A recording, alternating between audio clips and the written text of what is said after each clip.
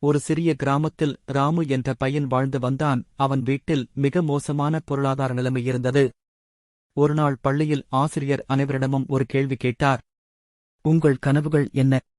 மற்ற மாணவர்கள் பலவிதமான கனவுகளைப் பற்றி கூறினார்கள். ஆனால் ராமு தன் நிம்மதியினால் எழுதாமல் இருந்தான். ஆசிரியர் அதை கவனித்து, ராமு, உன் கனவு என்ன என்று கேட்டார்.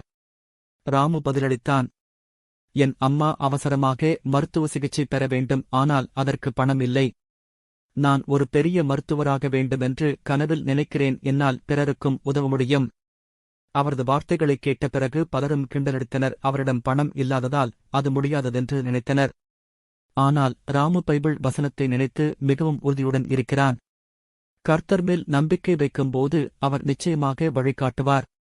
அந்த நம்பிக்கையோடு ராமு கடுமையாக பாடம் படித்து ஆட்களின் உதவியோடு உயர்ந்த ஒரு மருத்துவக் கல்லூரியில் சேர்ந்து ஒரு சிறந்த மருத்துவரானான். பின்னர் அவன் கிராமத்திற்குத் திரும்பி தனது அம்மாவையும் கிராம மக்களையும் செழிப்பாக வாழ செய்தான்.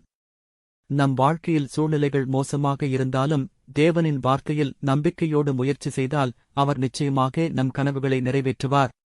சங்கீதம் 37:5. உன் வழியை கர்த்தருக்கு ஒப்புவித்து அவர் மேல் நம்பிக்கையாயிரு, அவரை காரியத்தை வாய்க்கப் பண்ணுவார். கர்த்தர் உங்களை ஆசீர்வதிப்பாராக.